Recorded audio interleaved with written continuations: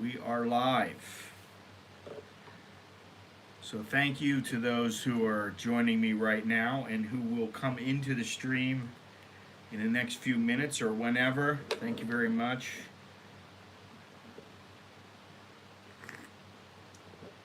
First things first, I want to give a shout out to Mr. Michael Lee, newest channel member. Thank you, Michael. Thanks for subscribing and following the channel and always being supportive. Appreciate that. Right off the bat, I'll just get into, some little semi-unimportant matters. First is the weather. Of course, it's hot. This is Thailand. It's always hot. When you come to Thailand, expect it to be hot. Expect your electric bill to rise over the years because it has risen dramatically. It's probably doubled in the last few years. Now, it is set to go down in the next few months. How much it will go down is anybody's guess. I don't know. Today, right at the moment, 85 degrees Fahrenheit, high of 90 today, low of 82, and well, wait a minute. Yeah, feel like temperature at the moment, 94 degrees. It is 77% humidity right now. The Thai baht is 33.95 to the dollar. The air quality is moderate. It is 77. Tomorrow is a holiday here in Thailand. It is Labor Day.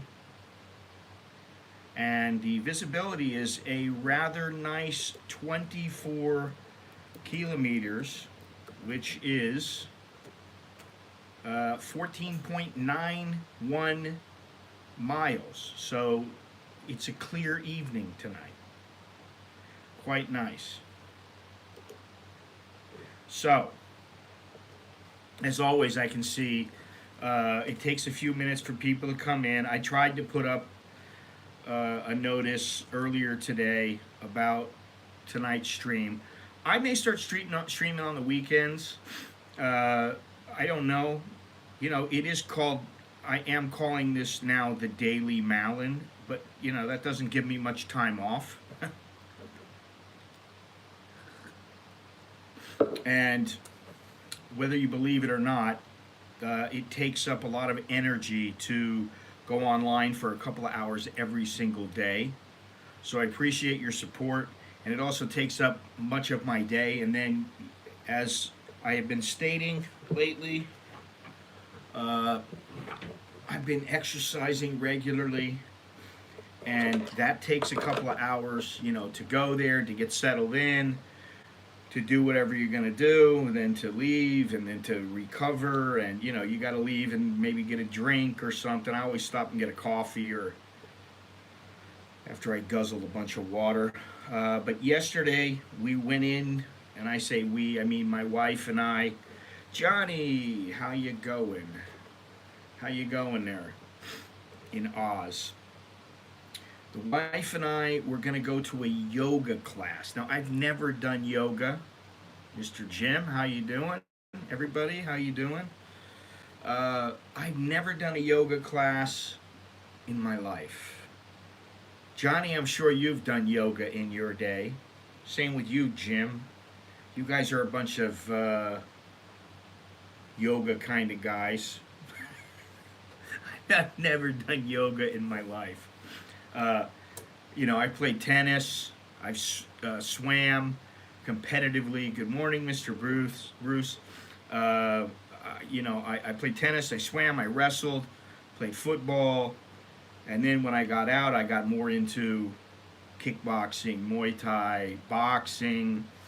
And I never really got into aerobics or ballet, although ballet is supposed to be quite good for you, for your footwork. And I did know a woman who was a ballet, well, at the time she was a woman. She was all a woman. She was a little thin girl And when she was younger, she was a professional ballet. This is in Southern California. And what was her name? I can't remember her name now. We had a nice relationship. There's nothing going on with us or anything, but we had a nice, friendly relationship. And Becky, that was what her name was, Rebecca. And she asked me, she said, listen, I'm going to be performing. It's just a small performance, but I'll be performing, it's a couple of hundred people if you want to go. And so I went, and she was incredibly strong.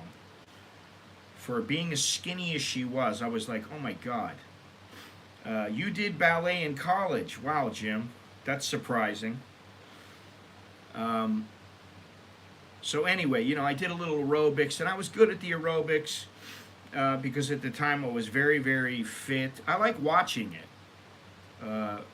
for many reasons, basically the cultural aspect, but also all the little physical things that are done by ballet, and they tend to be very, very strong. Same with like gymnasts. I like watching gymnastics because of the strength, because of the flexibility, because of everything else. Good morning or good evening. And ballet, there's a lot of football players that have done ballet, and actually boxers as well.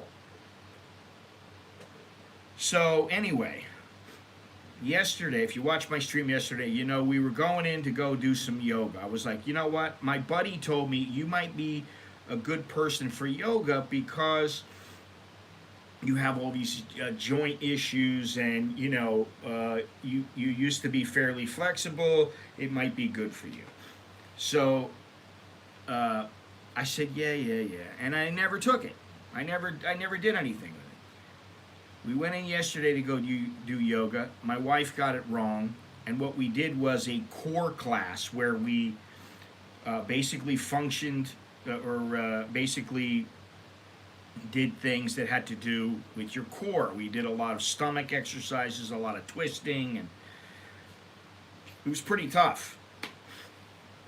So today there's a yoga. I had said I wasn't going to do anything this week and I was going to rest. However, it didn't work out that way because I said, yeah, okay, I want to go in and do the yoga. And there was this little woman. She couldn't have been more than about 90 pounds, what's that, like, 40, 41 kilos or something like that. She was tiny, but she was strong. And she put us through the paces, man, and I'm telling you, I took a nap before the stream. I took a nap, and my shoulders and my hips and my legs are so freaking sore. They're more sore from the yoga than they are from the core and from lifting weights and all this stuff. I mean, my wife and I were talking about it, and it's like, if we really wanted, we could do 2-a-days. We could go in the morning and do some kind of cardio. We could do a class. Bo, can you turn it down? We could do some kind of stretching. We could do some class. They have all kinds of classes at this gym. And I just haven't had time to edit the videos, but I have little clips here and there on Facebook and on Instagram of me doing things. It might be hitting this. It's not really a bag. It's an apparatus. Me punching this thing and kicking it, and then I'm doing the rowing machine. I'm doing the TRX. I'm doing the classes now. I'm lifting weights, and it's like there's not enough time in the day. I mean, you could spend hours in the gym and be busy. At least I could. I could be there 3-4 hours a day, and I used to. There was a long time ago when I was in the gym, and I would go in the morning. I would do something for an hour and a half, 2 hours, and then in the evening I would do 2 to 3 hours. But I am 61 years old, or almost 61 in Thai years, and I'd be lying if I said it was easy. But then again, my wife said something to me yesterday. She goes, this class is too hard. It's too hard. I said, what do you think? Everybody's going to get fit because it's easy. If it was easy, everybody would be in perfect physical condition, and you wouldn't have any people walking around 500 pounds or whatever. Yeah, I think I kick all right, but I haven't really kicked, and my right leg is still. I'm very apprehensive about kicking with my right leg. My right leg is even harder than my left leg, but I haven't done much kicking in a long time. And one of my goals is to get in good enough shape to go back in the gym and to practice Muay Thai, practice boxing, just for fitness. But I don't want to go in the shape I'm in now because I'm not in good enough shape. I might be physically okay, but to go into a gym, like a boxing gym or a Muay Thai gym, you better be in fairly good condition or you might be throwing up.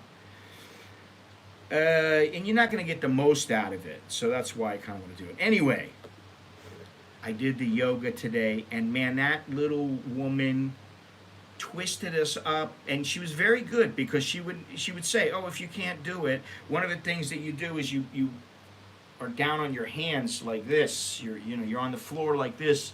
That stretches out your forearms. Well, I can't do that because of my hands. My hands are just busted up, and I can't put all my weight on it. It's just too much. And even now, going in a plank is very difficult. It hurts, but I'll do it." And she was very good. She was like, "Okay, put your hands behind your back and grab your hands to each other." I can barely do that. She's reach back behind your head, grab your hand. Oh my God. But, I like that because it's out of my comfort zone and it's doing something different. Now I'm really sore. Now I know, I really worked out. I really got something out of it. And I'll go there every week. I'll go to yoga probably twice a week. I'll go at least. I got to figure out a schedule. Anyway, today we will talk about the challenges of moving abroad. We'll talk about an opinion piece written by a Thai man who believes it's high time women get everything they deserve, which of course I'm going to comment on. Motorcycles in Thailand, a little bit about the yoga and exercising and everything, and then whatever else we decide to talk about. But there was a time when I was younger, you guys would not believe how flexible I was. I mean, and I've said it before, but I would stand with my back up against the wall, and it was hard with my right leg, but I could do it with my left leg. I would throw my left leg up, and I would hold it up, and then I would grab it, and I would pull it back, and just like, some kung fu guy, I would touch my foot to the wall. And I would do the splits. I could do the splits, and even now I can go down about like this. I need to get like that, but I can go down about that way. I used to be able to do them in the chair because, once I saw Van Damme do it, I thought I can do that. I can do the splits, and so I used to do that. Not very often because it is a little painful. But that was, 35, 40 years ago. And I don't want to compare how I was in the past because all it'll do is depress me. So, yes, I will sleep quite well tonight. I've been sleeping better for sure.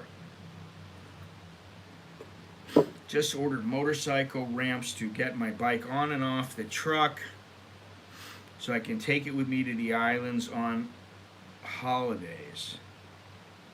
That's it. This is now. Yeah, I used to have hair and be, handsome. Now look at me. What happened? I fell apart. Michael, how you doing? Thanks, and thank you very much for joining the channel. I appreciate it. Choke knee to you. Yeah, there was a time I had hair. There was a time I had like an 8-pack.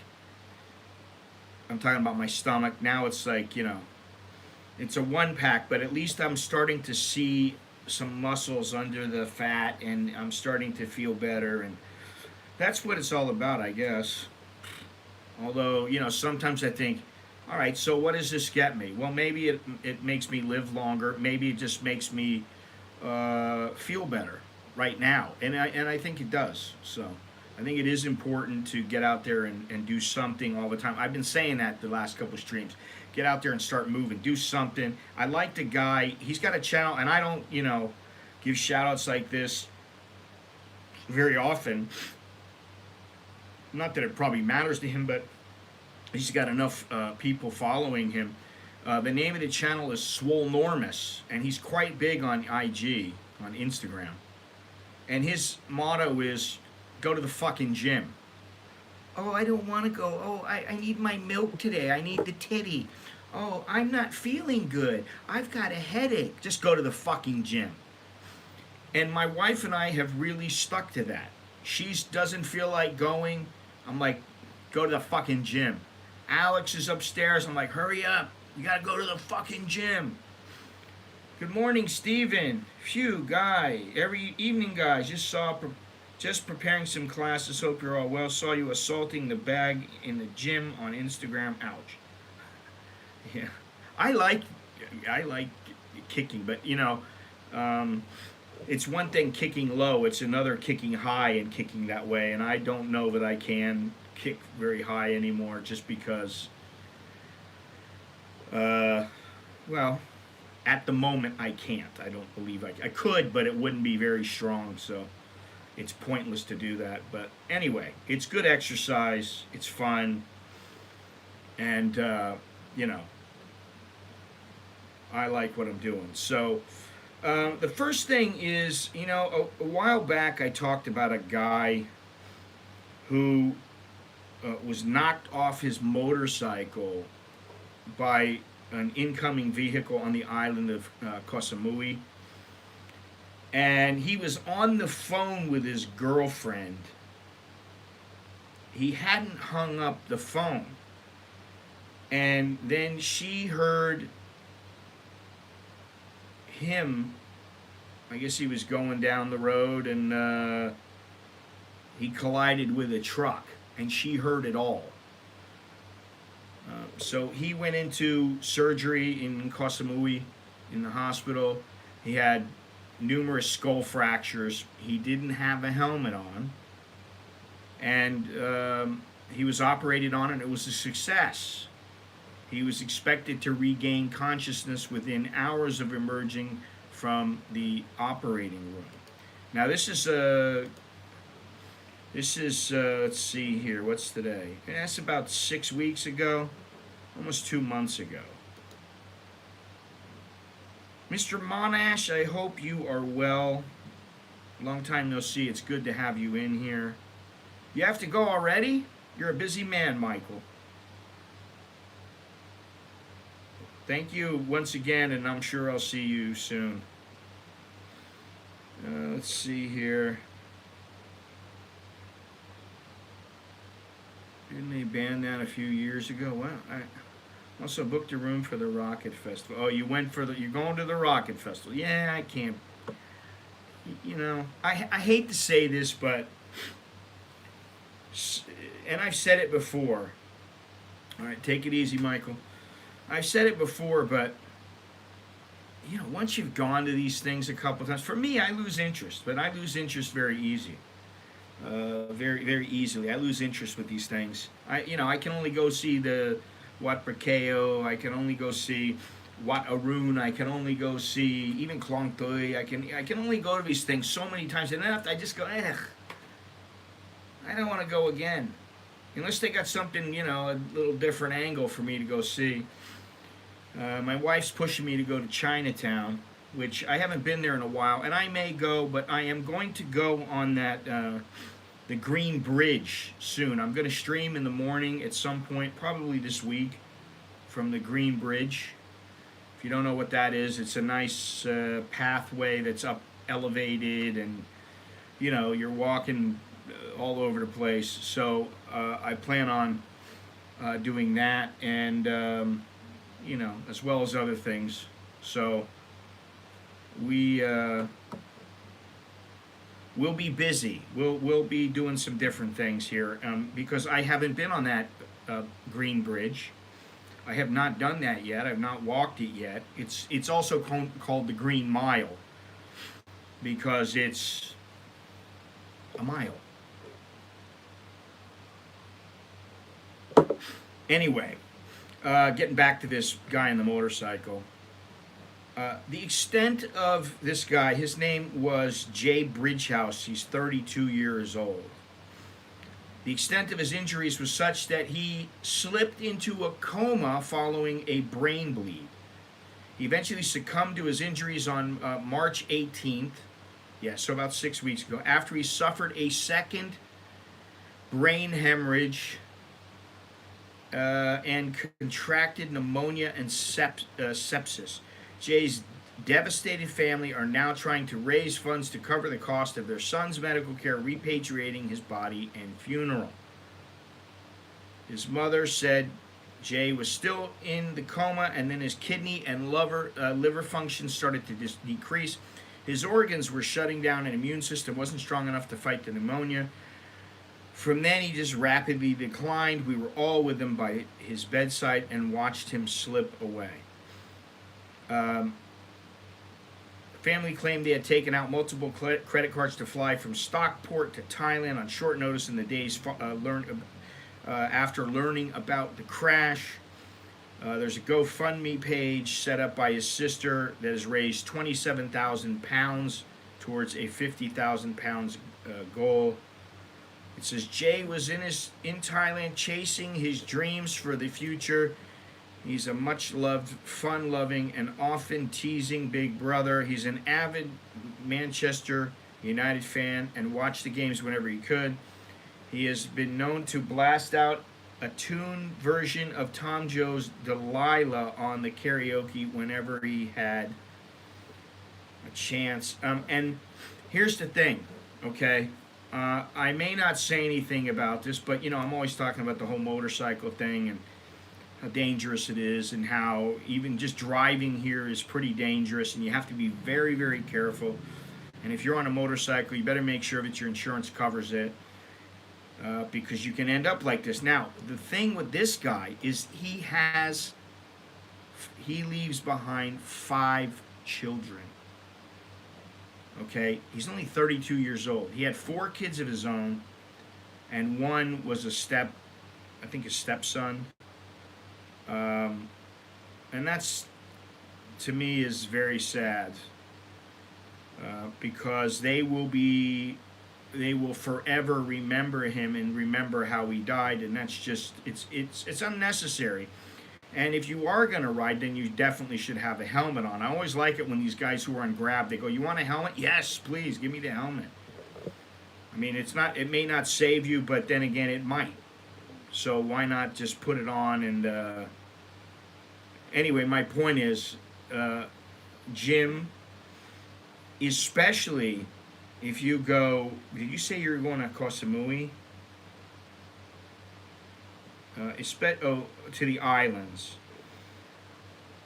Some of these islands, very, very windy roads. Like if you're in Phuket, forget about it, man. The roads are windy, and if it rains, it's quite dangerous. So be careful. That's my point. Be careful on these motorcycles, whether it's yours or a rented one. And one reason I don't ride, besides the fact that I like to go very fast, and I like to, I like to go fast, and I don't want any problems. But also, I've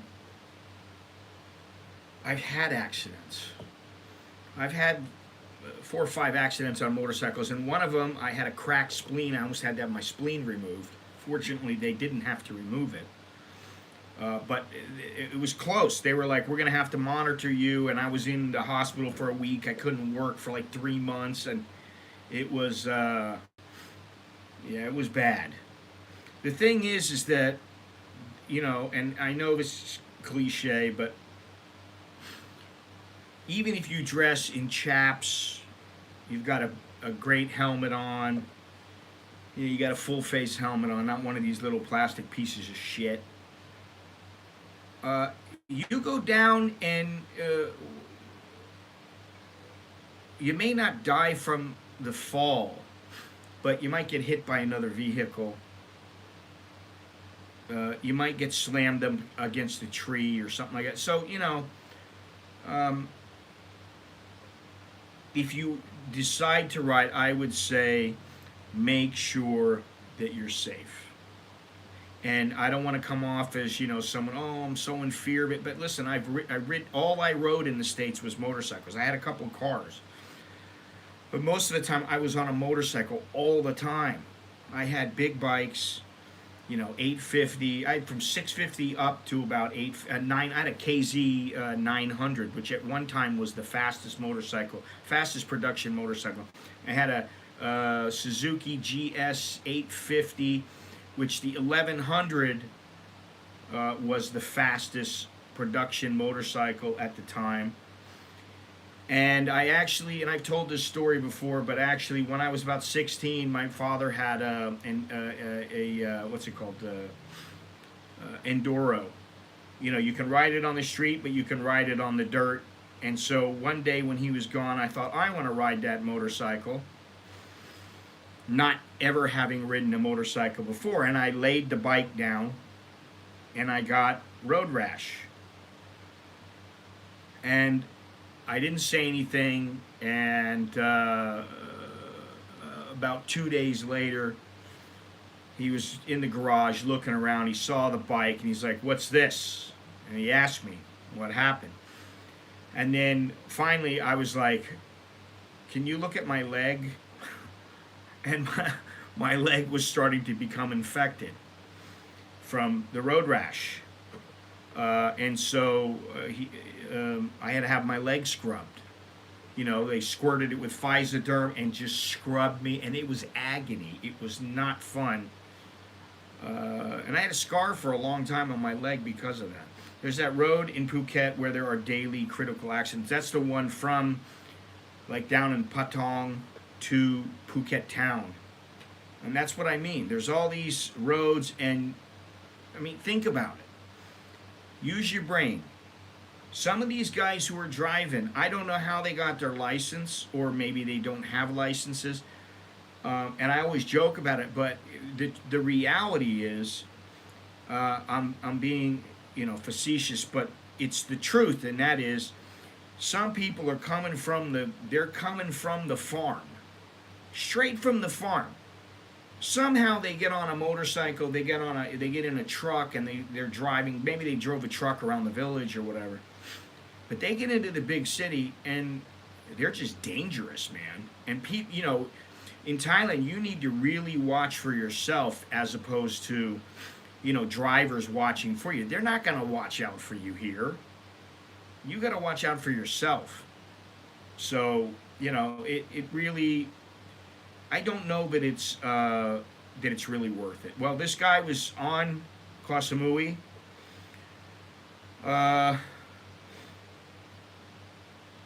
Oh man. And let me tell you, my father was laughing about that. He's like, this will teach you. Don't do it again. Good morning, good evening. Gotta love Thailand. I got a couple shirts. I'm looking into getting them done now. I have a couple of shirts, and at least one or two of them should be pretty epic. So that's nice. You see, I got my an American in Bangkok shirt here. I'm gonna have to get some more because I don't have enough now. They're starting to wear out. I've had some of them for years, and I want to get a couple tank tops for working out in. While in Karat last month, the motorbike sideswiped my truck and drove away. They are insane. They're insane everywhere. It's not just up in Karat or out in the village. They're everywhere. So do you have hog body size? I think they go up to like 4 or 5 XL, something like that. So, yeah. There's shirts for the big guys. Well, I'm not a little guy either. I'm short, but I'm not little. kind of came off the the wrong way. I posted something on Instagram the other day, and I had this nice piece of beef, which I don't know why, but it was a good price. It was like only like 155 baht or something. And most of the time they're at least 200-300 baht for a good piece of meat. But I found this one. I got it. It was a great piece of meat. I cooked it to perfection. It was nice and pink on the inside. I sliced it up, took a picture of it, and I said, "This is how I like it, pink and juicy." And then after I posted it, I went, "Oh God." I went from a Thai 3XL to a Thai XL in a year. I don't know. Is there such a thing? I mean, like a Thai XL is like a large in U.S. sizes. Which, you know, the whole free size thing is another thing here. With the who? Garrick and Davis? I mean, Garcia. Garcia and Davis. Well, I don't know. I think I was not aware because I just don't watch all that much, and you know, anymore. I just haven't watched as much boxing. But I've seen Davis fight before, but he's extremely intelligent in the ring. He knows how to decipher a person and how they fight. He knows how to figure out their rhythms and what they do in situations, you know, when they lean over one way and then they always come back with the right hand or something like that. And so if you look at, I thought it was a left hook to the body. It wasn't a left hook. It was a straight left is what it was. I thought it was a hook. I'm trying to think now. I don't even remember. But Garcia left himself wide open. I mean, I don't know why he did what he did, but he left himself open, and that guy was sharp enough. And you know, if he was an older fighter, maybe he couldn't have pulled the trigger as fast, and maybe he couldn't have gotten the job done. Who knows?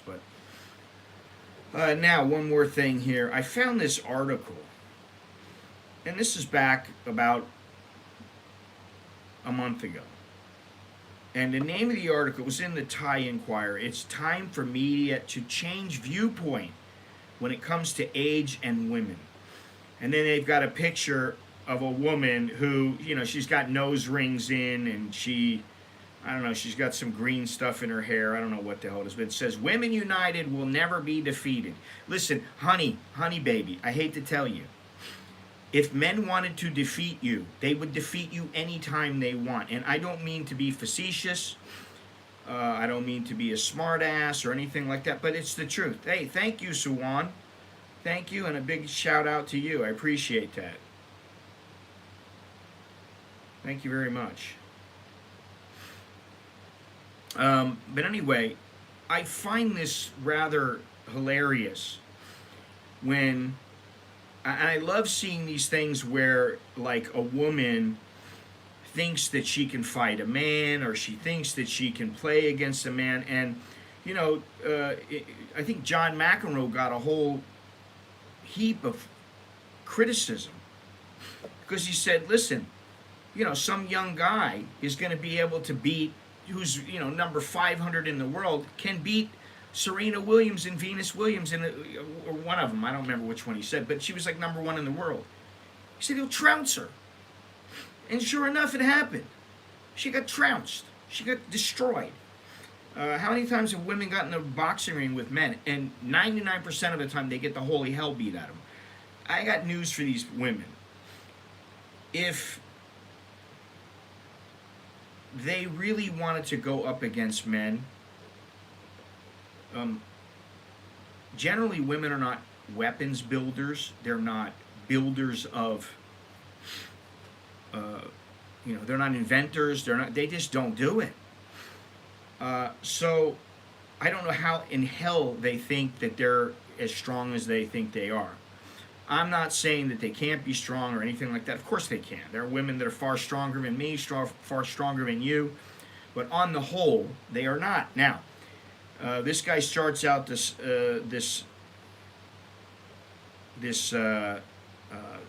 article Well, let me make sure that it's a guy, because I think that's probably important. Because it might not be. No, it's not. It's a woman. She is the deputy editor of Bangkok Magazine. She can also be found on Vice, Netflix, and Lonely Planet. Well, that doesn't really bolster my opinion of her. No offense to her, but she says, I prefer to celebrate Women's Day for the whole month of March. Okay, whatever. This year, Oscar, don't they do spell check? This year's Oscar winner, Michelle Yeoh, became the first Asian to ever win a Best Actress for her role in the psychedelic comedy drama Everything Everywhere All at Once. Never saw it. Her acceptance speech, ladies, don't let anybody tell you you are ever past your prime, was so powerful and says so much about our world today. It shows some pretty outdated mindsets when it comes to showcasing women in media. You see, now this is another, this is just, to me, is a stupid comment.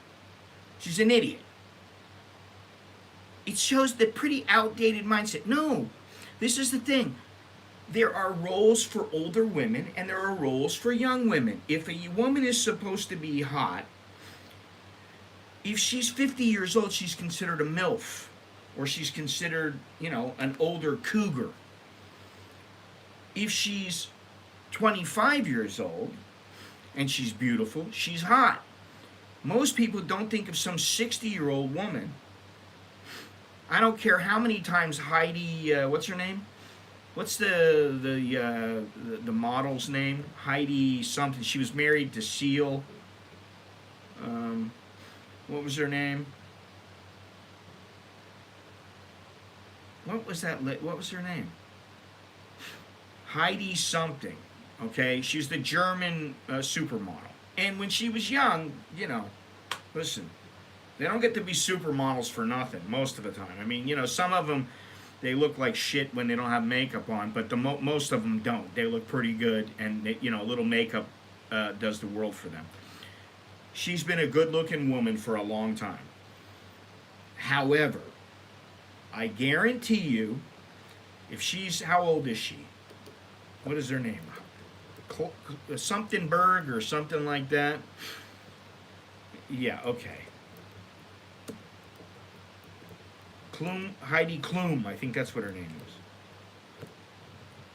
Let me see here. Heidi Klum, she's 49 years old.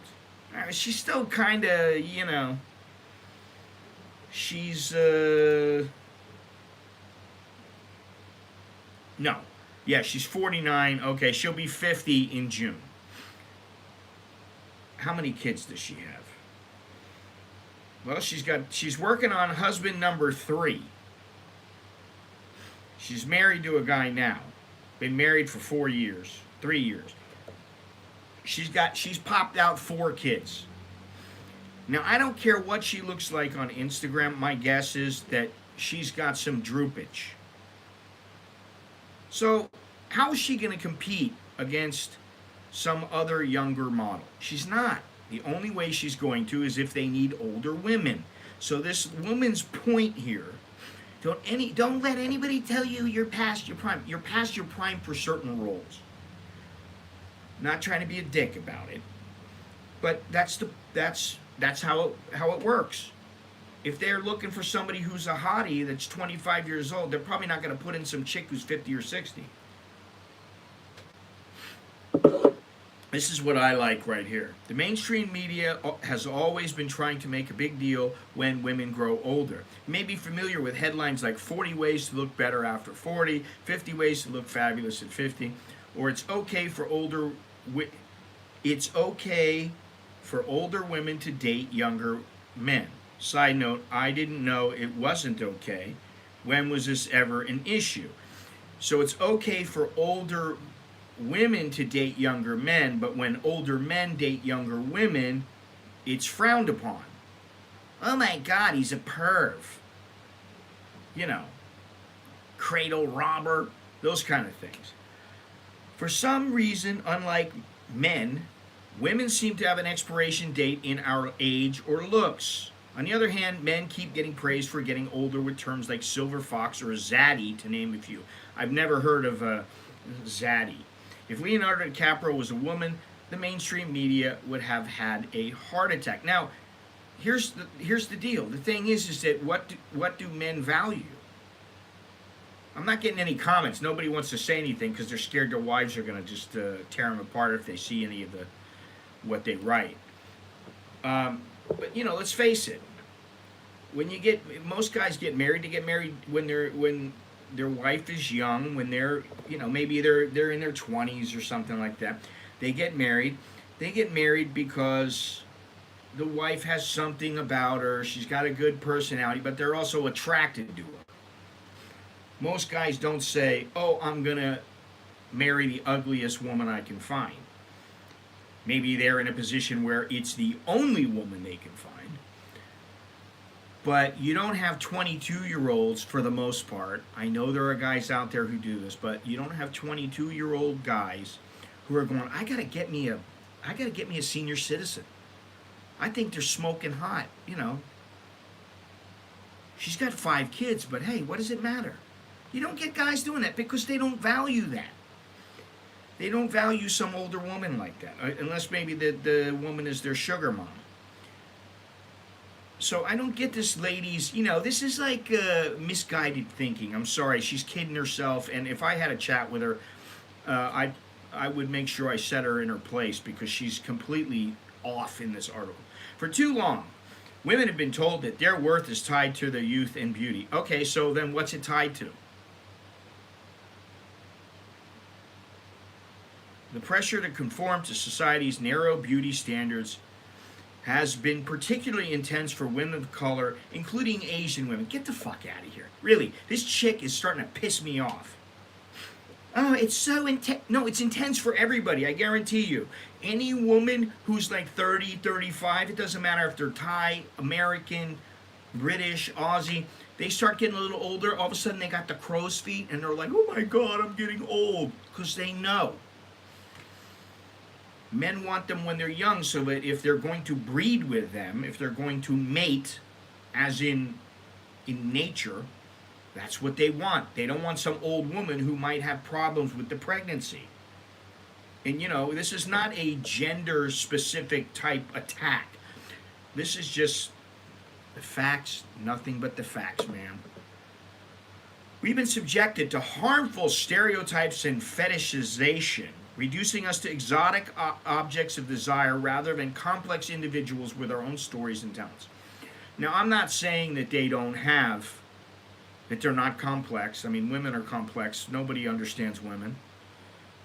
Maybe other women do. But men don't generally understand them 100%.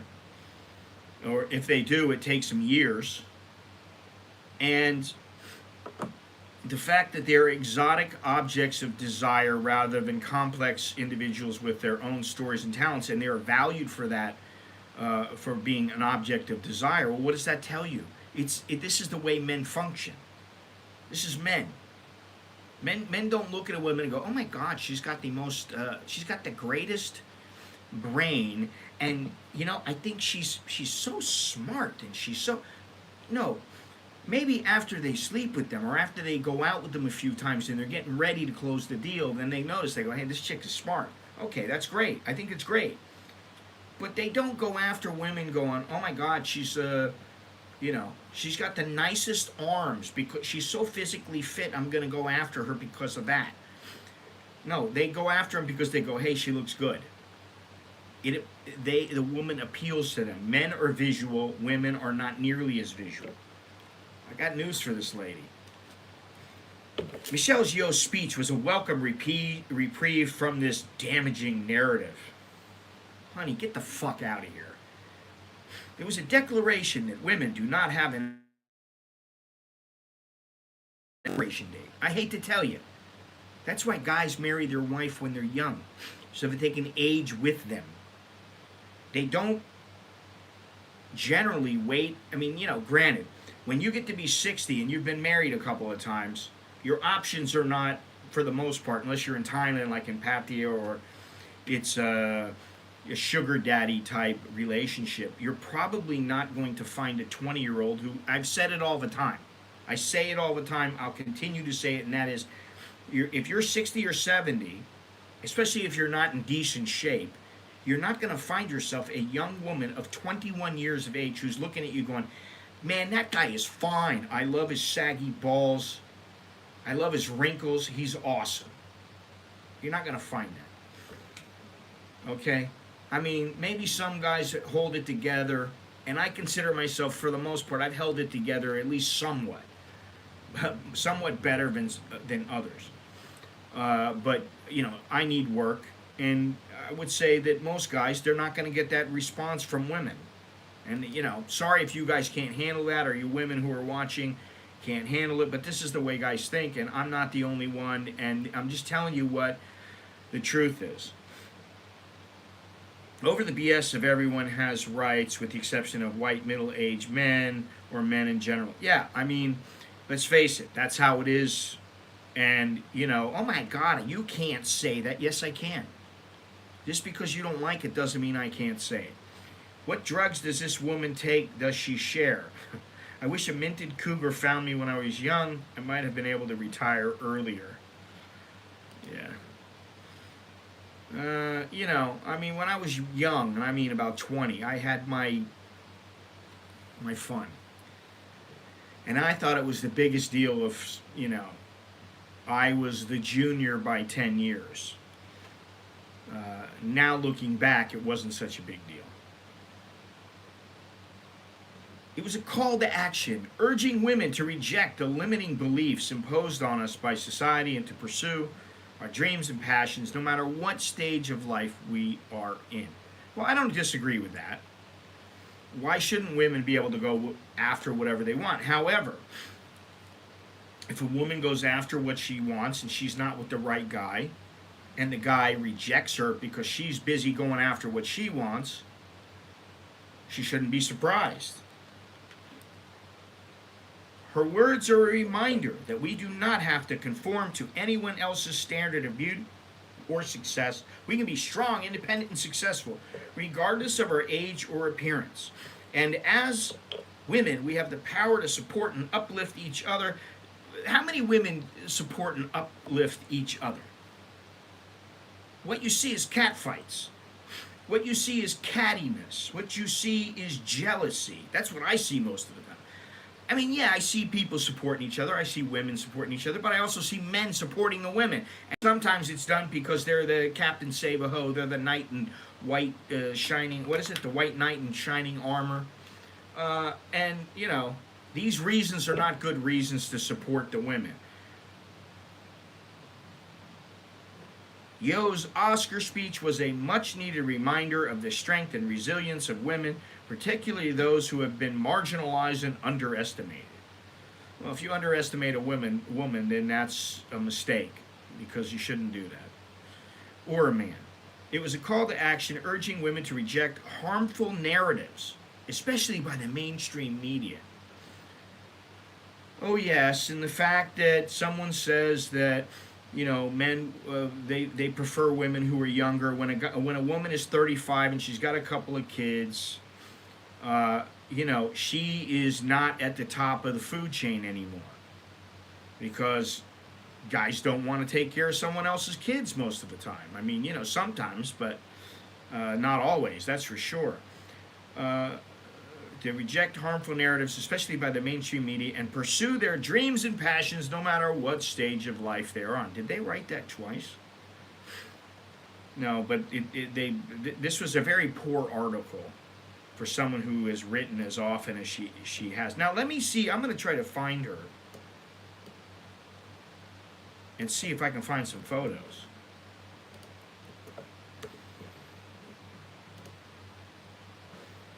Oh. Oh.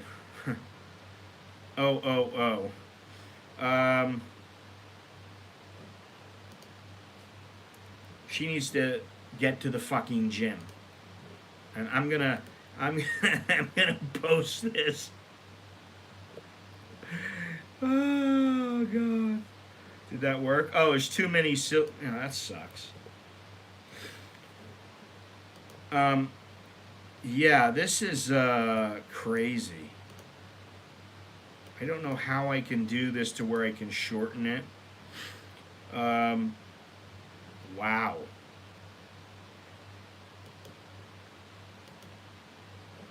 It doesn't surprise me that this is who is espousing these ideas. Let me just give you. I'm going to give you a link right now, and you can go take a look. Oh God, get her on the stream, and it would be a nightmare. No, she's a Thai, and she's definitely been hitting the bubble teas a little too often, and KFC, and now I don't know what that really factors in, but I would say that generally when you see these things, you're not talking. You know who I really like on YouTube is this chick. She's a redhead, and she's a nice looking girl, but she's a redhead, and her name is Pearl. And she understands, she seems to understand what is going on with women in the United States and why men are so unhappy. Apparently, 50% of all men now in the United States are going overseas to find their women. And more women in the United States are ending up alone and lonely. I just read that today somewhere. I don't remember where. But there you go. There's the link. Go ahead and click it real quick, and you'll be able to see. It's amazing, but this is coming to Thailand. This kind of thinking is coming to Thailand. Obviously. Everybody wants to mimic what's going on in other parts of the world, even though some of the things that are going on in other parts of the world are just stupid. I mean, flat out stupid. Let me just ask you guys something. When you see Joe Biden, and I'm not picking on him personally, as a president, he's about the least presidential, the least well-spoken president that I've ever seen in my life. And, if it's due to dementia, old age, whatever it is, okay, I don't fault him for that. But he does not. What on earth are the Democrats thinking letting him run again as president in 2024? And anybody who votes for him is just, it's ludicrous. And I read somewhere that the New York Times stated, well, just because a president is not in full control of his faculties doesn't mean, I'm paraphrasing, doesn't mean that the presidency cannot be, he can't have a good presidency or something like that. I'm like, are you kidding me? It's called having a leader. All right, listen, before I go on any further and get into the main topic, which is the challenges of moving abroad, which I've talked about before, but I'm going to get into it a little bit differently tonight. Do me a favor, remember to click the thumbs up, subscribe, become a member of the YouTube channel. Follow me on Rumble, because that is the backup, and also eventually I will start doing videos just for Rumble, where I can just go off, because even this video, the way that I'm talking now, I'm pretty sure they're going to demonetize it and make me get it monetized, make me get a review and monetize it because of the things that I've been saying. That's how bad it is. Yeah, it's already limited. Already. And the stream's not even finished. So they picked something up. So now I'm requesting a review, and maybe it will pass, but for some reason I kind of doubted on this one. I have my doubts. Oh. Last night's stream. For those who were in the stream last night's stream was demonetized for ad suitability. and I requested a review, and it was confirmed by review as not suitable. Now, I don't know what on earth I said yesterday that could be construed as harmful or negative or hateful or anything like that. But this goes to show you. So follow me on Rumble. It's an American in Bangkok. You can just go to rumble.com/an American in Bangkok, and that will bring up my channel. Actually, the link is down below in the description, as is the link to my website at americaninbangkok.com, where you can buy merch, you can get my books. There's also the Buy Me a Coffee. There's the Cash App if you're in the United States, and I don't know what other parts of the world they accept that.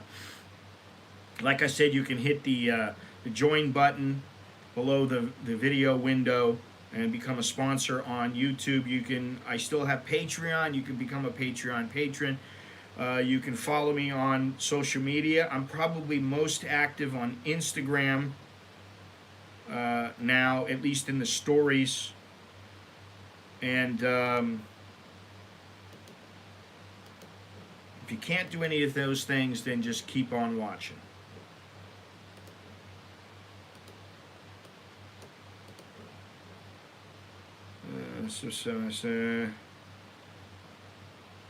The sad thing is that he will be reelected. He damn sure might be. And I don't understand it for the life of me. How stupid are people?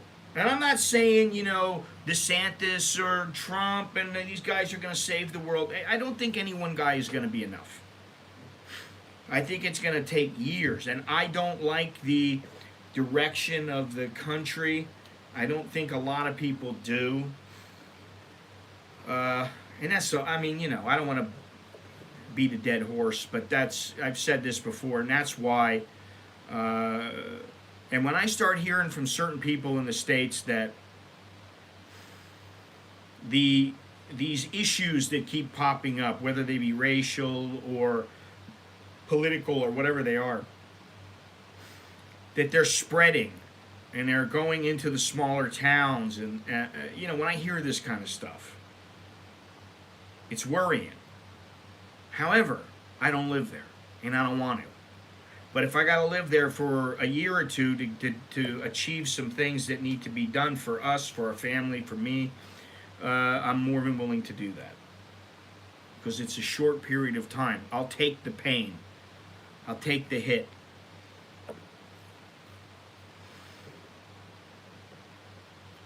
Suitable for what? Suitable for advertisers, suitable to be up on YouTube where it's going to resonate with their algorithm, which is what's most important. And they have it so dialed in now, it's incredible. They know exactly what you're saying. If you say little secret words or whatever, you say one word, it could be, hey, the furry triangle. The algorithm knows what you're talking about, believe it or not. Robert F. Kennedy launched his bid to challenge Joe Biden for the Democratic nomination next year. Well, okay. Again, I don't really want to care too much about it, and I know I should as an American, but how long do I have to be here, living here full time, before I just go, What was the saying back when I was younger? Not my problem. Not my problem, man.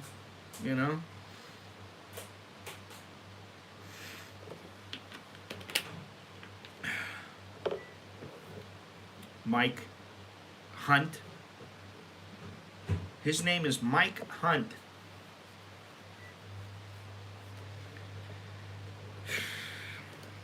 Anyway, all right, so where are we here? Moving. Got a little checklist.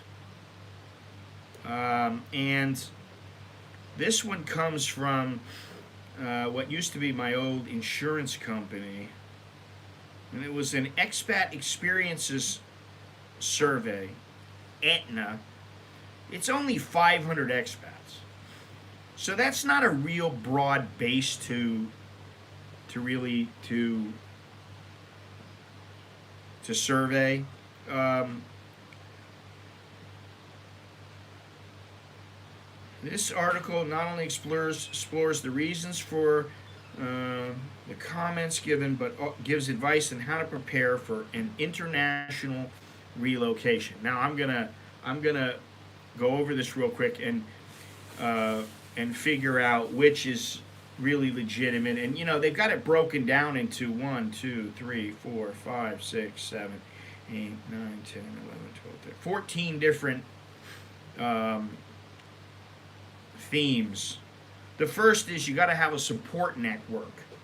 16.5%. Well, I didn't have a support network. All right, let's hope that this holds. Yeah, please turn that microwave off. The thing is, I think it's affecting the 4G.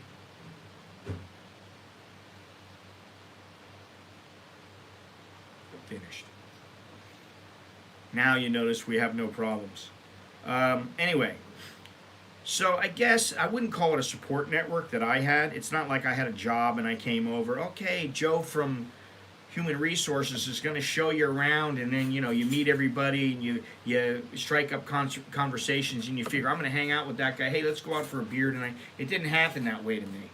I just met guys, kind of, vetted them myself, and decided, hey, this is a guy I should know or whatever, and I got to know, a handful of people. Not that it really helped me all that much in the beginning. It didn't. It really didn't help me that much. Now, if you are working here, I would say it probably can help you a lot. 15.5% view culture as something that is very important to consider before moving abroad. That's a no-brainer. If you don't like a particular culture, let's say you're going to move to Germany and you don't like the way that the vibe in Germany, the way that the people are and their culture, where I'm just using them as an example, or France, we'll say, then why would you move there? Now maybe you want to spend some time there to decide, is it really this bad? 11% view money as important. I would put that at the top. Because if you got money, you will eventually have a support network and you will have the time to explore the culture. 7% said relocation and logistics.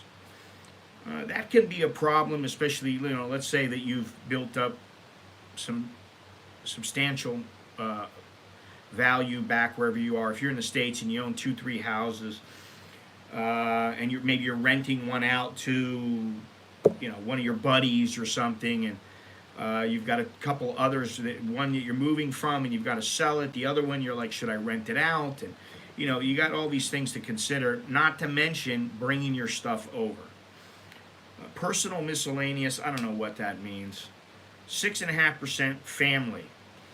Yeah, if you're in the States or you're in Australia or you're in wherever it is and you got a family and you decide, I feel like living in somewhere else, and the family doesn't want to live there, well then maybe you're going to be on your own and they'll be your ex-family.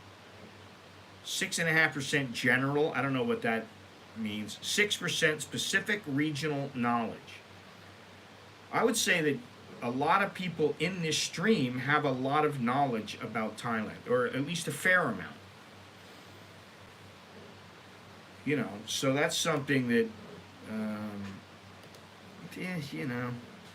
you need some knowledge. I say you need to be open to learning about the culture and also about learning your region. And I mean, like I said, I've been to many places in Southeast Asia, and I know how a lot of the countries operate, how they think, or whatever.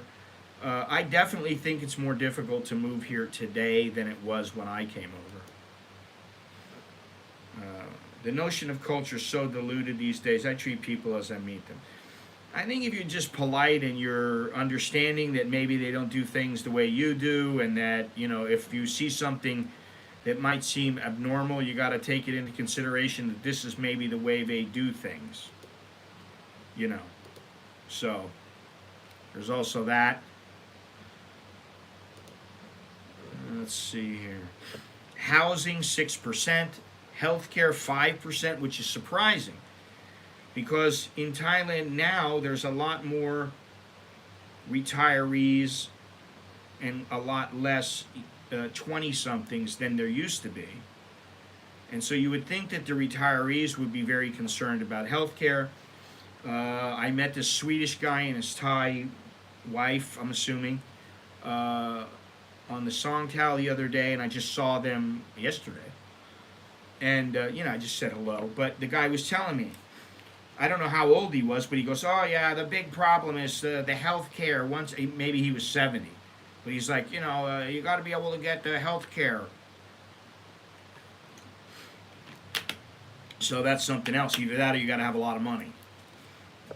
And I think that's pretty important. The more I think about it, the more I think it's something that should be at the top.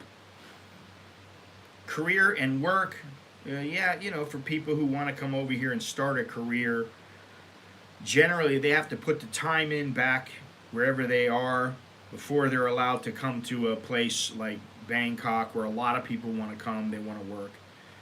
4% legal. I can only assume that means like the visa process and that kind of thing.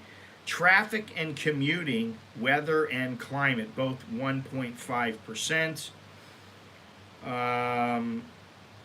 Then if you want to break the cultural theme down, 54% were worried about culture shock, 12.5% about the political landscape, 12.5% about the language, and 7% about location. And I don't understand this because I think political landscape is probably the most important, because if you don't have a good political landscape, if the political situation in whatever country you're moving to is not decent, then why would you move there in the first place? It doesn't matter how much you are worried about culture shock, doesn't matter how little you know about the language, because if you go there and you're worried about safety, you're worried about the government, how things are going to go down, then why would you go there? So I think they got it wrong there. I think political landscape probably comes at the top, and then like culture shock. I mean, get over it. You're gonna have to grit it out. It's like the people are so soft these days. Culture shock. Oh, I suffered culture shock in England. What? They don't have the good kind of omelets like Denny's in America. Yeah, okay, so make your own damn omelet. Really. I can't remember getting a really great omelet here in Thailand. I have had some. I probably had 4 or 5 over the years that I was like, man, this is fantastic. However, I can make a pretty good omelet. It doesn't always look perfect or anything like that, but it's tasty. It's much tastier than what I would get in many restaurants. And sometimes you get the bacon. Listen, I was at a place the other day and I was like, okay, I'm going to get sausage, the sausage was fantastic. The bacon was not bacon, it was ham. And I'm like, hey, if it's bacon, it's bacon. It's not ham. You got to get it right. But, what am I going to do? I'm going to say, oh, I don't want to live here because of that? No, I'll get myself my own bacon that I like. I'll find it. Or I'll find a place that makes bacon and I'll go there. Healthcare is probably a better value here. Yeah, definitely. It's not probably a better value. It is. It's about 25% the price, even more than that, of what it is in the States. And you get as much as you would there or more for that price. It's better value compared to America by far. Bo?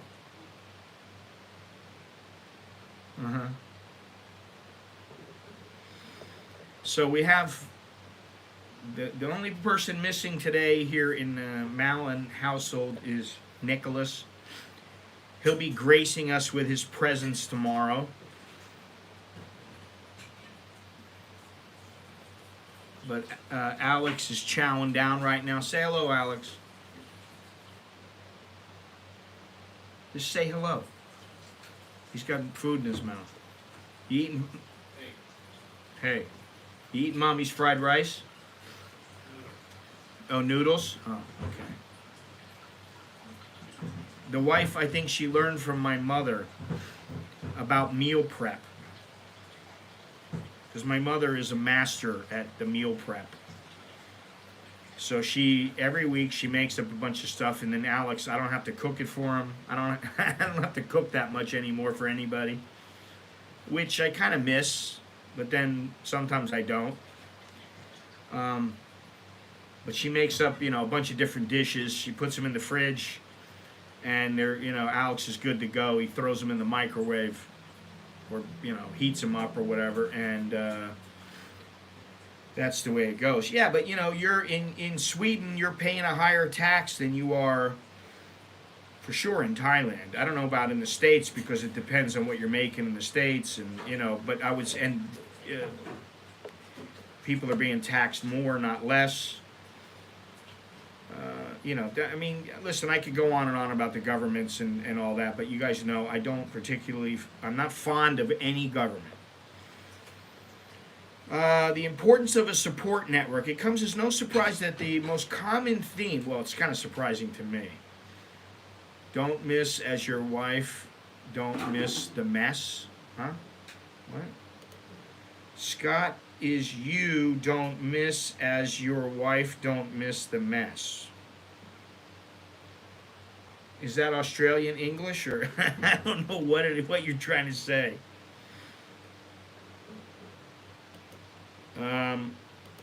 Anyway, let me go on here. It says decluttering or minimalizing more these days, it clears the mind. Yeah, well, I had to clean up my whole office because first my wife was using it, and she's not the one who cleans up. I do. Really. I'm the cleaner. And it's because I can't stand a mess, and I don't clean her stuff up most of the time because I just don't want to have to deal with it. It's too much. Same with Alex's room. Alex's room, I don't want to go in there. I don't want to see how it is. If it's clean, it's clean. It's on him. I'm the tidy one. And so my office had been a mess, and then I came back from wherever the hell I was, and this place was a mess. And so finally this morning I cleaned it up, or last night I cleaned it up before the stream.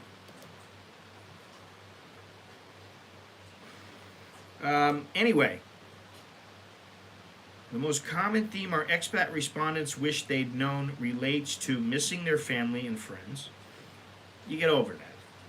I miss my family, and yeah, I miss my friends, but after a while it's like, okay, well, you make a phone call. And it's not the same as being there with them and all that, but you get over it. You just do. You get through it. What else are you going to do? Oh, I miss my buddy. I'm going to go back, and I can't live here.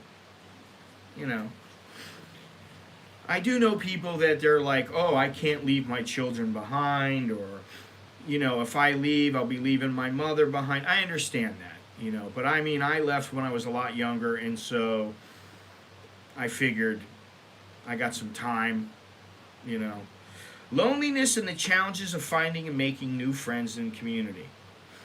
Well, I think here in Thailand, you can make as many friends as you want or not make friends. I have a circle of friends, a circle of people, some of whom I've met online on my channel, others that I've known for many, many years, and that's enough for me because my family takes up time. I work on myself, and that takes up time. It says here, difficulty settling in, especially how long it can take. I would say it takes 6 months to a year for most people, just to get settled and to get a feel of things and start to feel comfortable. Something else they worry about is the general lack of support. Well, you're on your own. That's how it works. You're on your own. Many people don't put enough time and energy into integration and building a support network when moving abroad, prioritizing housing, banking, and logistics instead. I think you have to be comfortable being alone. And eventually you will not be alone. I thought about this or dreamt about when the folks to do with all my possessions, or for that matter, savings. It is more complex than I thought. Yeah, it can be. Scott, you had an operation in Thai. If you don't have health care, what would you estimate it would be in cash? God, I can't even remember now. I mean, I've had a couple situations. One was a couple 100,000, but that was 20 something years ago. That was about $6,000 or something like that, US. It wasn't too bad. But this last one, I don't know, maybe 10, 12 grand. The hip surgery was about 11, something like that. And that insurance didn't cover that. Stephen Monash, just fine. I know when you say SM, you're not referring to me. You're referring to Monash. Just find a woman you hate and she will take care of it all. You might be onto something. She might make your life miserable, though. That's the thing. You might want to, if you're going to give it all away like that, then you might want to find one that at least makes you happy.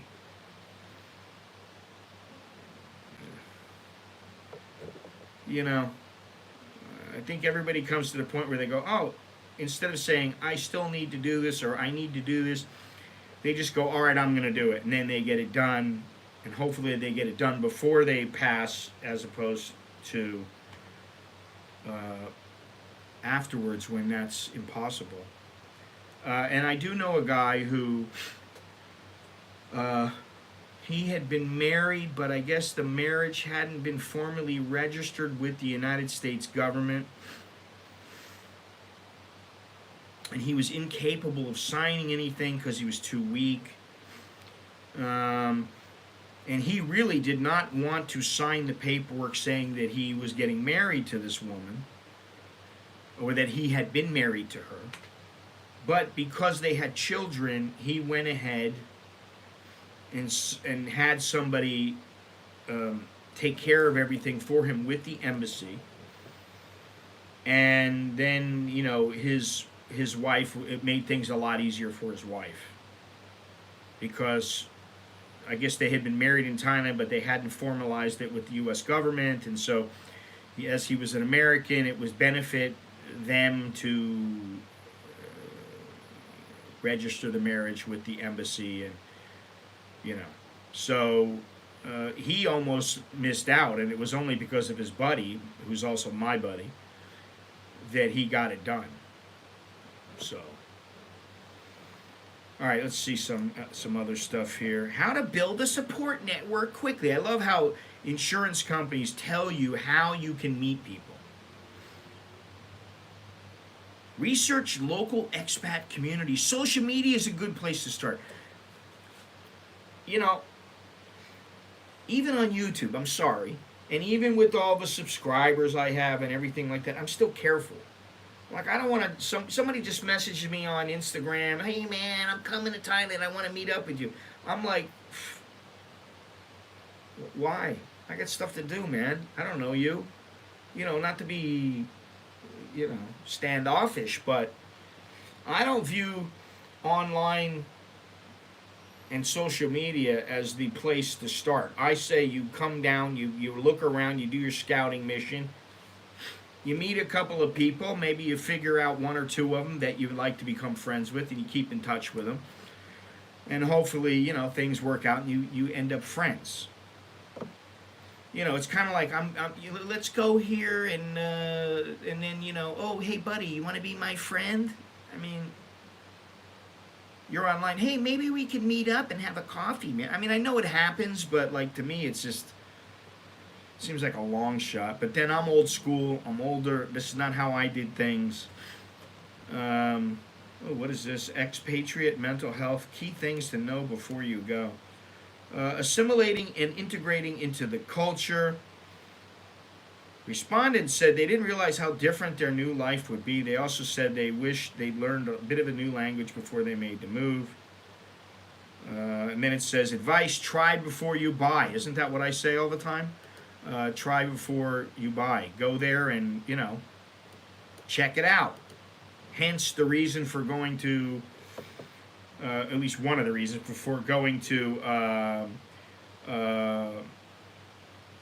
Portugal and Ecuador.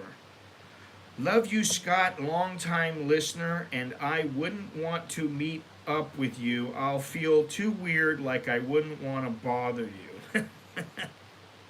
Well, I understand that. And whenever somebody walks up to me, hey man, you're the guy, you're an American in Bangkok. Anytime that happens, which doesn't happen nearly as much as it used to, but it used to happen all the time. And guys would just come up to me, and I'd be like, "Who's this guy?" Because in my mind, I'm like, "All right, what's this guy want?" Does he not like me? Does he like me? What's the deal? What does he want? And most of the time, I would say 99% of the time, the people are always very nice that meet up with me, and that's good. And I like meeting people. I mean, I may not always like it, but most of the time, it turns out pretty well. I've met some good people through the channel. But it is a bit strange. Like, I mean, I wanted to go see this photographer in New York. His name was Ricky Powell. And I knew the area where he hung out. And he's a famous photographer. I mean, he got pretty famous. He's dead now. But he got pretty famous. And he was the one who, I got this camera over here. It's a little Minolta autofocus, AF2. And he's the one who, I saw it and I went, wow, that thing is great, man. I love that little camera. I don't care, as long as the lens is good. What do I care about how heavy it is or, the quality of it? I mean, as long as it stays together and shoots. And when we went to New York, I thought, oh, maybe I should meet up with him. I should go, to the deli where he hangs out and go, meet the guy. And then I thought, man, that's I don't want to be a stalker. I don't want to do that kind of stuff. So I didn't. And then he died, which really made me sad because he died and things were not... He made a movie, what was it called? Ricky Powell, The Individualist. You might be able to find it online somewhere. But it was a good movie about him and how he got in with the Beastie Boys. He just fell into photography. He was just doing some odd jobs. He was working a lemonade stand and, trying to make ends meet, make a little extra money. And he had this little camera that this chick left behind, and then he started taking photos with it. Next thing you know, he's in the clubs. And he would be working or he'd be out with his buddies, and he started taking photos. And he got all these photos of Cindy Crawford and Mike Tyson, Andy Warhol, and what's his name? John Basquiat. Jean-Paul Basquiat, is that his name? I can't remember. But he got all these photos, and then because he got in with the Beastie Boys, he got in with guys like Will Smith and Run DMC, and he started taking all these photos. And just out of that, he made a whole career for himself. But I never went and saw the guy, and I felt bad because I thought, you know what? I could have went and seen him. I could have went and met up and just went, hey, dude, how you doing? I saw you. I live in Thailand. I saw you, and I just wanted to say, hey. I could have done that, and he probably would have been cool. And then the guy died. So, kind of sad. My mate says, buy this, buy that when I retire there. However, that is the furthest thing from my goals. I just want a simple life. Yeah, I mean, there is something to be said about having some little things. I have a printer. Or I have lights. I have certain things I need. I have photography equipment. I have medical stuff so that if I get cut or if I have something wrong with me or if I want to wrap my hands or whatever it is, I have all these kind of things. Now, most of the time I never use them. So do I really need them? Usually it's, if you don't use it within a year, you throw it out. So, a lot of the stuff I could throw out. Anticipating money-related stress, I don't think that most people Most people who are trying to get by on a song and a dance here do not think about all the financial issues they can have in the future. People who are smart, people who, they've got some kind of a pension or they've got their recurring monthly income, that kind of thing, then they are smart, and from what I've seen, most are smart, and they get by just fine. Research the costs of living and get financial advice. That's something you can do. Prepare for the duration and rigors of relocation logistics. And that alone, plus the culture, the difference in culture from Thailand to, say, Ecuador or Portugal, is enough to stop us from ever really doing anything there. Could it happen? Yeah, but I mean, like I said yesterday, very slim possibility. Because we're so comfortable here, If you're dealing with logistics, it pays to take care of things ahead of time unless you are traveling with 3 bags like I was. Personal and general challenges. Many respondents said they wish they'd known that it would be all okay in the end. There you go, that's what I was saying. To try and enjoy every minute. Well, that's not always so easy. That's like, always be positive, keep a smile on your face. Yeah, okay, tell me that after, you get pulled over by the cops or something and they're shaking you down for a bunch of cash, and just keep on grinning. That it would be difficult takes effort to make it work. Advice, be positive. Okay, you should be positive. But sometimes you got to look at it realistically and go, this is not a positive situation.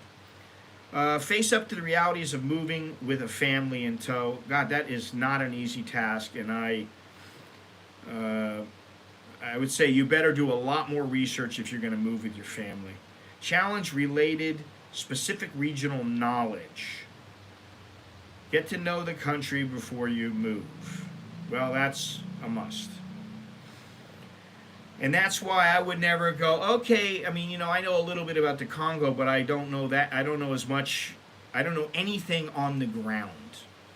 So I would never, ever move there unless I went and took a couple trips there. I mean, at least with Ecuador, I have a couple of people that I know, and one guy that has a place there now. And I know what he said, and I know what he said about Thailand because he has been in Thailand several times, and I know him pretty well, so I trust his word. However, it may feel one way for him, but it might feel differently for me. Finding the right home at the right price. Okay, I don't think in Thailand you'll have that problem. For the most part, you can find a good house, especially if you're just renting. You can find a good house, good townhouse, good condo. You can find a condo to buy, and it's not going to cost nearly as much as back home. Navigating the complexities of foreign healthcare systems. Yeah, make sure you got insurance. And then check out what kind of healthcare there is in the country, which in Thailand it's quite good. Ecuador, it's quite good. Portugal, I don't know how good it is, but I thought it was reasonable. Define the services you will have access to and what you may need to supplement that. All right. The pitfalls of career moves if you're coming here for a career. And I read something yesterday about what it's like to come here and maybe you work for 10 years, but then after that you're kind of stuck. You're not going to keep moving up. You're not going to keep progressing. You're not going to go further in your career. You're with very specific exceptions, it's very difficult to continue to rise here. Learn about organizations and business practices and processes, and that's another thing that business in Thailand is done differently than business in the United States or Australia. Know the law. Most people said they wish they'd known more about visas, permits, and immigration rules. Advice, educate yourself, and seek expert advice. Well, that's why I'm here. And I don't know everything, but, these are some of the things that I help with. Dealing with traffic and the new commute. I gotta say, if you go onto my Instagram, there's a little story, and it's only about 10, 15 seconds. But I am showing the monorail going by, because they've been testing it like crazy, because tomorrow the first public test goes live. It begins. Now I don't know if I could go and take the monorail. I don't know, and maybe I'll go check. I don't know how I can do that, but I'm gonna look after the stream and I'll see if I can do it. So they're testing it privately. So yesterday, when I was going to meet up with Tom, I was amazed at how much traffic there was. I mean, I knew it was early in the morning. It was like 8:30. There was so much traffic. And I look up and there is the monorail. It's going past me. Then it's going forward. And I see it going forward. And I'm sitting in traffic, and you can see in the short, you can see all the traffic. And I'm like, you know what? I'd be up there. I'd be moving right now. There would be no stop. I'm stuck in traffic right now. And it took me, instead of taking 5 or 10 minutes, it took like 20, 25 minutes to get to this place. So, you need to know how to get around, whether you're in a village, whether you end up having to buy a car, motorcycle, however dangerous it may be. Wherever you are, you need to know how to get around, and where you need to go most of the time and how easy it'll be. Also, dealing with the weather. Maybe you're not used to oppressive heat like you have here. Humidity, maybe you're just not used to it. And that's where, if you come over for a couple of weeks, couple of months, you do your research, and you can figure out whether or not it's going to work for you. Because for some people, extreme heat is not going to work. They just can't handle it. And really, there's not a lot of places where you can escape the heat here. There are a few now and then, but so it pays to visit first. And last but not least, always be prepared. Preparation prevents piss poor. What is it? Preparation prevents piss poor planning. Something like that.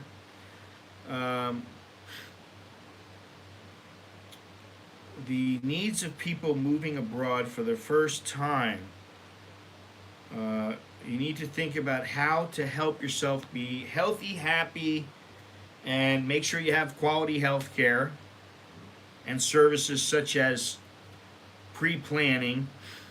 And you need to cover as many things as you can, so that when you get here and a couple months go by and you go, wow, why didn't I think of that? Why didn't I do that? I wish I'd known about that. I wish I'd done that. You want to prevent that as much as possible. Now, one thing I will say, and I'll bring Jono up again, as I often do. He told me a long time ago when he first came here, he goes, I can't get over it. It's like everybody's staring at me. I go, well, you're an anomaly. You're a big, tall guy. And, in your little area, people haven't seen you yet. So it's going to take them some time to get used to you, used to you walking around and seeing you. But eventually, and don't worry about it. So they're staring at you. Big deal. People stare at me still. All these years later, I still get stared at. People are like, proper planning prevents piss poor performance. Yeah, there you go. What did I say?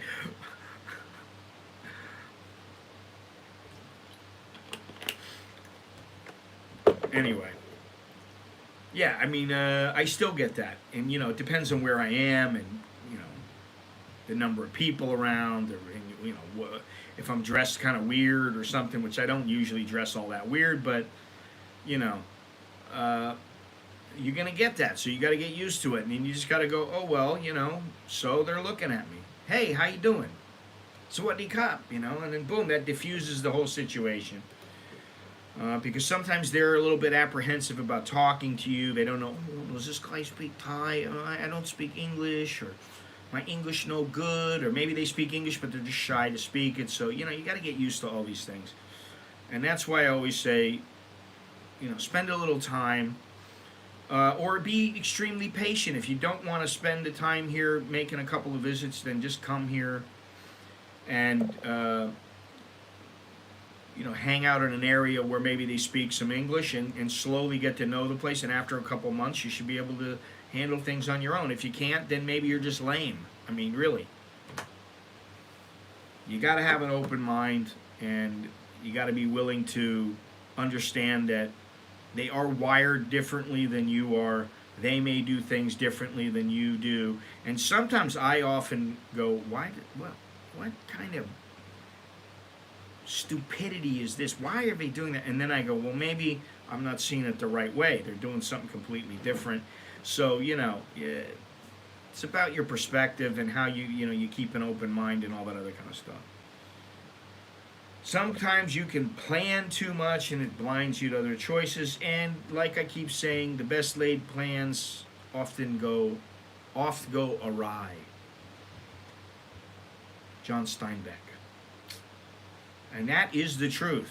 And listen, when I came here, I thought, I want to have some fun, if you know what I mean.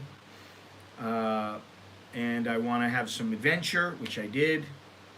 I didn't think I'm going to end up staying here for 30 years and have a couple of kids and get married and all these other kind of things. I didn't think that was going to happen.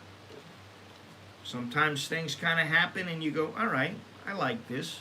This is I'm going to veer right instead of going straight. I'm going to veer left instead of going right, So, anyway, good night to all, and to all a good night. It's time to put an end to this stream. I believe I'll be streaming in the morning for those who are interested, if they haven't had too much of me already. But before you go, do me a favor, leave a thumbs up. I gotta bring out the spiel. Give me a thumbs up. Subscribe if you haven't done so already. Hit that join button if you don't mind. It's $1.99, $3.99, whatever you want. Go down in the description. Like I said, there's the Rumble. You can follow me on Rumble. Please do so. Visit my website. Get yourself some merch. Get one of my books. Buy me a coffee. Use the Cash App. Become a sponsor on YouTube, like I said. Patreon. Follow me on social media. Blah, blah, blah, blah, blah. Yada, yada, yada. You're welcome, Stephen. Good to see you again. It's always good to see you, sir. You like that? Sir. Sometimes you can plan too much. Take a deep breath and jump. In that case, I need to plan first. I need to make sure that my parachute is packed properly. Thanks for the forum. Bye, Scott. Bye. Bye, Johnny. Be well. Take care of yourself. So yeah, good night to all, and I will talk to you all later. All right? Maybe tomorrow morning. If all things go as planned, tomorrow morning when I wake up, one of the things I will do is stream. So I will see you all later, whether it's tomorrow or in the future. Till next time, I'm Scott. I'm an American in Bangkok. Chok di leo jerk and my. Have a nice week, tuk kon. Everybody. All right. See you later.